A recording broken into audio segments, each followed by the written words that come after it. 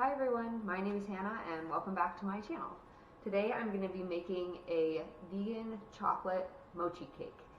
This is a copycat or a veganized version of Sohla Al-Weylly's mochi cake, which she produced I think at the beginning of this summer, and I have adapted her recipe, made it vegan, and I absolutely love anything chewy. Chewy desserts are my favorite, and if you've been plant-based for a long time, you know it's hard to find things that satisfy that craving for chewy desserts. So I absolutely love this recipe. I make it all the time. It's definitely one of my favorites. The only specialty ingredient you will need is this product called Mochiko, or sweet rice flour. This is easily accessible at like Asian or international grocery stores, or you can buy it on Amazon. So I have adapted this recipe. I'm going to start with my vegan butter. It's a 1/4 cup of vegan butter, and I try and avoid dirtying more dishes than I need. So absolutely everything, I'm just going to dump everything in this same bowl, mix it up, and put it in a 9x9 pan. So this butter needs to be melted, so I just put it in here, and I'm going to melt it in the microwave in the same bowl. Now that my vegan butter is all melted, I'm going to dump the rest of the ingredients in the same bowl. I prefer to measure everything by weight. I just find it's a lot easier, and I don't have to dirty any scoops. So I have this scale that has this handy little pull out, and I'm going to measure everything else in this container in grams, or all of the other dry ingredients. So the next thing is 250 grams of sweet rice flour, or Mochiko, which is about half of this container. So if you wanted to double this recipe and make like a 9x13 pan, you could just use the entire box.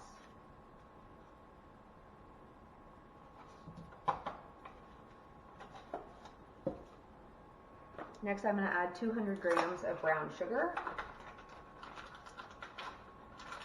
That's about 1 cup. And to make this a chocolate mochi cake, I have 1/3 cup, or about 30 grams of cocoa powder.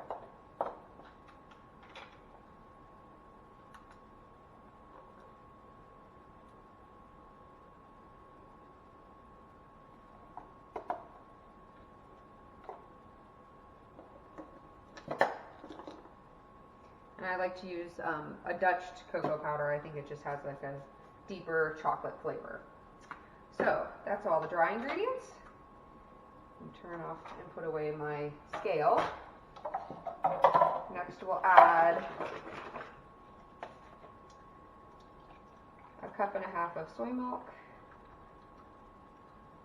or any non-dairy milk is going to be totally fine.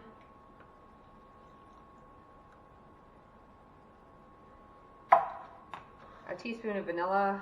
I pretty much never measured vanilla, just kind of pour it in, that'll be fine. And a teaspoon of salt. I only found a 1/2 teaspoon measurement, so I'm going to do 2 of these. And last but not least is 2 eggs I'm going to do replaced.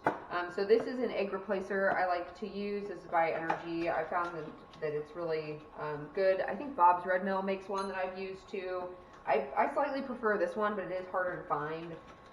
You could also probably use a flax egg or a chia egg. I've never tried that with this recipe, and I think it might be a little bit gritty, so I might not do that, but that definitely is another option. So I just use 2 eggs replaced, which is 1 tablespoon of mixture, and I think that's everything. Brown sugar, cinnamon, powdered egg. Yep. So I'm just going to whisk this together. Now, because this is gluten-free, you know, kind of accidentally gluten-free, there's no way to over-mix it. There's no gluten. It's not going to become tough. So you can kind of just mix this as long as you want until everything's hydrated and it's not lumpy.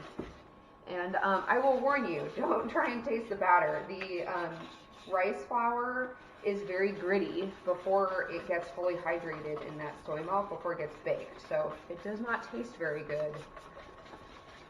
prior to baking. Now that my batter is nice and smooth, I'm just going to prepare my pan by just spraying a little bit of oil into the bottom. This is a 9x9 pan. I like these a little bit on the thin side, but if you like kind of a thicker cake, you could do an 8x8, or as I said, I have doubled this recipe before and done a 9x13, which works really well. So a lot of options. Because there's no leavener in this, it bakes up pretty dense. It's very dense and chewy, which I really like. So you don't need to worry about trying to get this into the oven quickly or anything like that. It's a really forgiving recipe. And that's it. I'm going to put this in a 350-degree oven for about an hour, and I will be back to you when it's all baked up.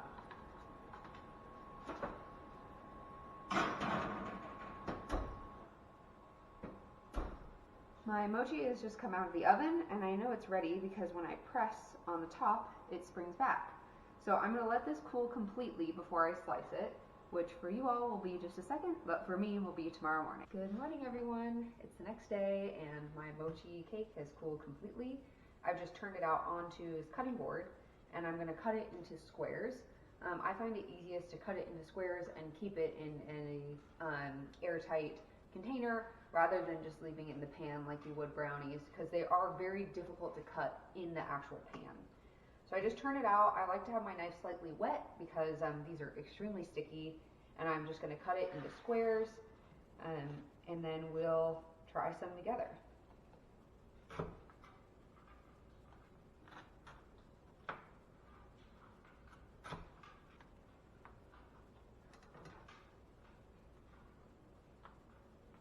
Favorite parts are the crunchy ends. You can see it's chewy and dense on the inside, very springy, and the ends are nice and crisp. Let's try it.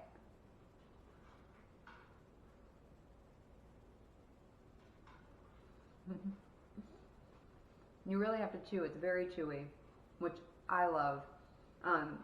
Yeah, nice and crunchy on the outside, great chocolate flavor. I highly recommend making these. Thank you so much for joining me. I really appreciate you taking the time to watch my videos, and I'll see you again later.